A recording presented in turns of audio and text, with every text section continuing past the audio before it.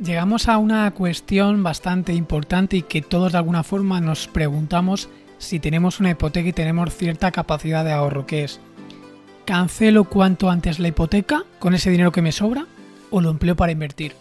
Esto no lo podemos pensar cualquier persona que tiene ciertos conocimientos de inversión, incluso que invierte en inmuebles como herramienta de inversión. Y la pregunta está ahí, es: ¿amortizo o invierto? Bueno, yo he hecho aquí como una serie de pasos que regirían mi toma de decisión en este caso. Primero de todo, si ya tienes un fondo de emergencia o no. Si no lo tienes, bajo mi humilde opinión, ni inviertas ni amortices. Amortizar es como repagar la deuda lo antes posible, quitarte la hipoteca, ¿no? Quitarte ese préstamo hipotecario, reducir la deuda, para pagar menos intereses, se supone, ¿no? Pero ahí está el dilema entre el pago de intereses vía deuda, lo que debo, de todo ese capital que debo tengo que pagar unos intereses.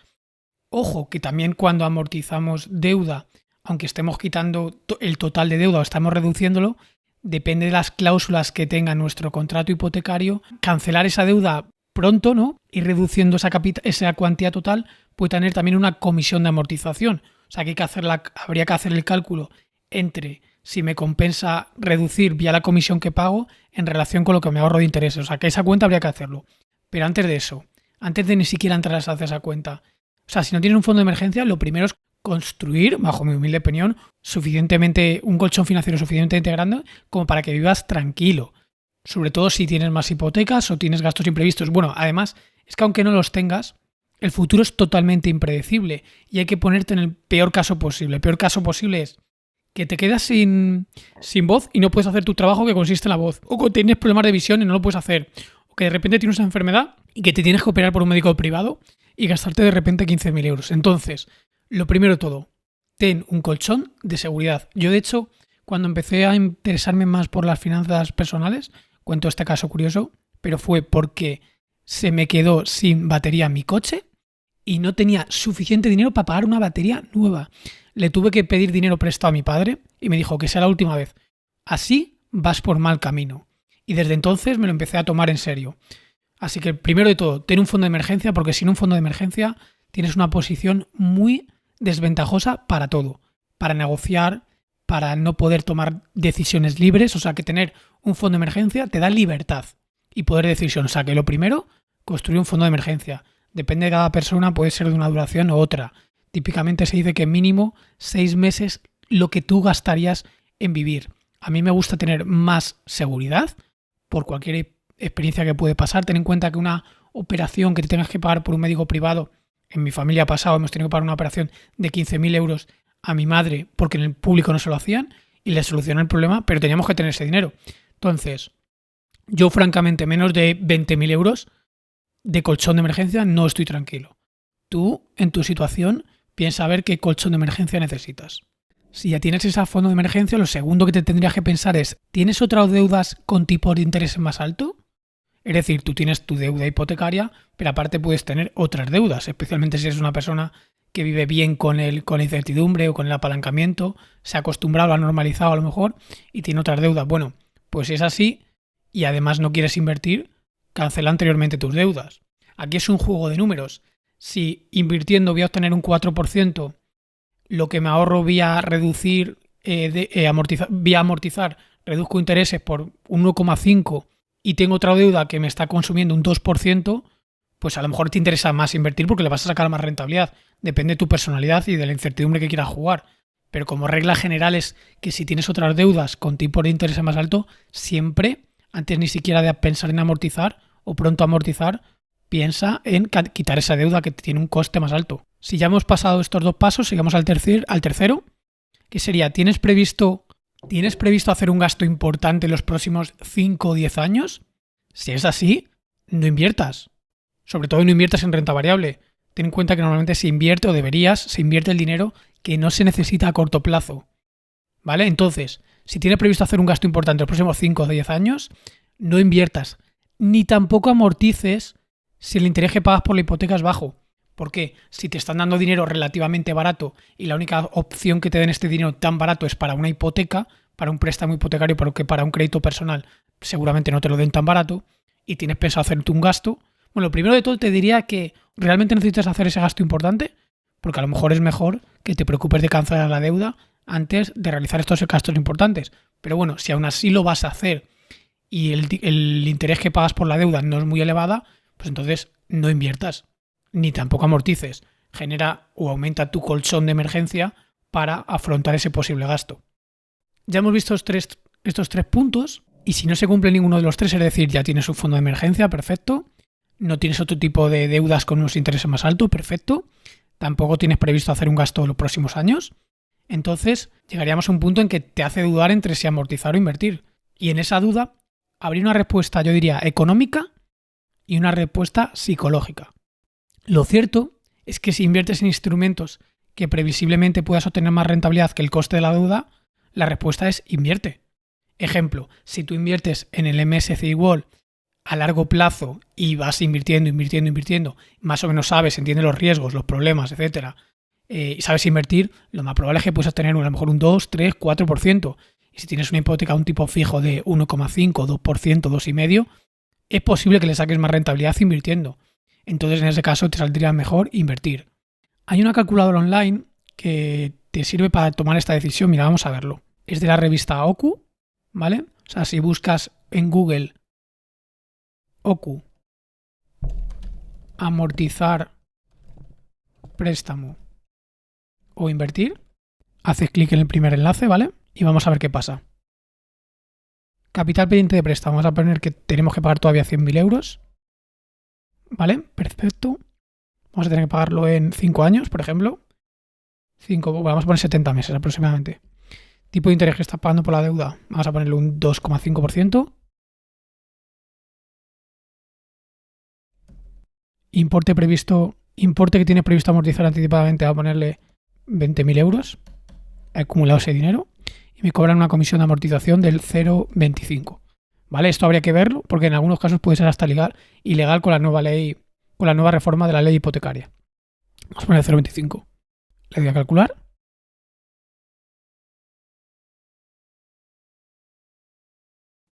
Y fijaros lo que me dice. Bueno, si hago una amortización anticipada reduciendo cuota, es decir, que me salga menos la cuota que tendría que pagar cada mes, la rentabilidad a exigir a la inversión alternativa, este sería el coste de oportunidad, sería 3,59. Es decir, si somos capaces de obtener vía inversión, por ejemplo, en bolsa, más de un 3,59% de rentabilidad anual compuesta neta, ponderada por dinero que se llama, si eres capaz de obtener más de esto, que yo creo que sí que soy capaz, me conviene invertir, no hacer una amortización anticipada reduciendo cuota. Y aquí me dice amortización anticipada reduciendo plazo. Bueno, pues en este caso me dice que la rentabilidad a exigir a la inversión alternativa es 3,34, o sea, un poquito menor. También creo que soy capaz de sacarle más del 34%, con lo cual, para mí, mi decisión puramente económica es que ese dinero que tengo ahorrado, esos 20.000 euros que he puesto aquí en la simulación, que los invierta en renta variable. No que haga una amortización anticipada, ni reduciendo cuota, ni reduciendo plazo. Ahora bien, no os he explicado qué es esto de reducir cuota y reducir plazo. ¿En qué consiste esto de reducir plazo o reducir cuota? Bueno, cuando tú pagas, cuando tú amortizas, que es realmente lo que hacemos el 90% de los españoles, que en el fondo la duración promedio de la hipoteca son de 23 años, aunque te lo pueden dar a 30 y en algún caso incluso hasta 40, la hipoteca media es de 23 años, pero el tiempo medio de devolver la hipoteca en datos de 2020 es de 18 años, o sea, como que te ahorras 5 años de hipoteca o reduces, es lo que ha hecho el humano medio, el español medio. Bueno, ¿qué es más interesante, reducir cuota o hipoteca? ¿Qué diferencia hay cuando tú estás reduciendo el total de deuda? En el fondo vas a pagar menos intereses, en cualquiera de los dos casos. Cuando reduces cuota, cuando reduces plazo. En los dos casos estás ahorrando dinero en intereses. Habría que ver cuánto te cobran por amortización, pero normalmente como mucho te pueden cobrar un 0,5 por amortizar. Entonces depende de cuánta cantidad y cuál sea la comisión. Pero en cualquier caso, de las dos formas, ahorrar dinero. Normalmente ahorras más dinero reduciendo plazo. Quiere decir que tú pagas la hipoteca en menos año. ¿Por qué? Porque el tiempo es lo que más marca la diferencia a la hora del interés, de cuánto pagas en total. Y nada más si sabes tú lo que es el interés compuesto, inversión en bolsa y el tiempo, la fuerza que juega el tiempo, pues con los gastos es lo mismo. Entonces, reducir plazo, que pagues antes la hipoteca, es decir, tú imagínate, te quitas 50.000 euros porque quieres amortizar antes, o sea, ya tienes un capital ahorrado y quieres decir, oye, reduzco en 50.000 mi hipoteca. Entonces el banco te presenta dos opciones. Como ahora la deuda es menor, puedes reducir la cuota. En lugar de pagar 500 euros al mes, voy a pagar solamente 100 euros al mes. ¿Por qué? Porque he reducido todo el total de lo que debo, con lo cual toco a menos. Eso sería reducir cuota. Y reducir plazo es, oye, te voy a seguir cobrando lo mismo. Si estabas pagando 500 euros al mes, vas a seguir teniendo que pagar 500 euros al mes, pero durante menos tiempo. Pues esta segunda opción suele ser la más rentable, reducir plazo. ¿Cuándo la gente elige más reducir cuota? Bueno, pues cuando tiene más dificultades económicas. Pero también es un poco contradictorio, porque si tienes dificultades económicas, no tienes ese capital ahorrado para pedir la reducción. O sea que, como norma general, te va a ser más interesante quitarte la hipoteca cuanto antes, salvo que lo que estábamos diciendo, que hemos usado la calculadora online, que sepas invertir. Entonces, en ese caso, no te interesa amortizar. Pero si decidieras amortizar porque económicamente, ahora veremos psicológicamente, si decides amortizar, lo normal en general es reducir plazo, que lo pagues lo antes posible. Luego ten en cuenta que no todo es tan blanco y negro y no todo es tan económico, y es que incluso la parte económica puede estar equivocada. Nos hemos hecho malos cálculos, nos hemos engañado a nosotros mismos, y no solo eso, es que el futuro es completamente impredecible. Entonces los supuestos que hemos hecho en el cálculo de, por ejemplo, la rentabilidad que vamos a tener invirtiendo, pues quizás no se materializan, quizás no se dan, o quizás no vives bien con esa incertidumbre. Entonces aquí entra un poco el factor psicológico. Ten en cuenta que si optas por invertir, estás teóricamente asumiendo más riesgo que amortizar la hipoteca, ¿vale? Si te estás amortizando la hipoteca, lo estás quitando con seguridad. Invertir esa posible rentabilidad está por ver que se materialice. Ten en cuenta eso, que quizás te da más tranquilidad amortizar la hipoteca, especialmente si es tu vivienda habitual. Hay un intangible de yo ya soy propietario de mi vivienda habitual o lo soy lo antes posible. Además, ten en cuenta que puedes estar asumiendo más riesgo invirtiendo. También depende de tu estilo de inversión. No es lo mismo la volatilidad que el riesgo, pero con tu estilo de inversión puede que sí que estés asumiendo más riesgo. Ten en cuenta que incluso puedes tener poca experiencia con la inversión, o no solo eso, que tu forma de ser no es la adecuada para invertir a largo plazo. Al final, para invertir, un factor crucial es tu forma de ser.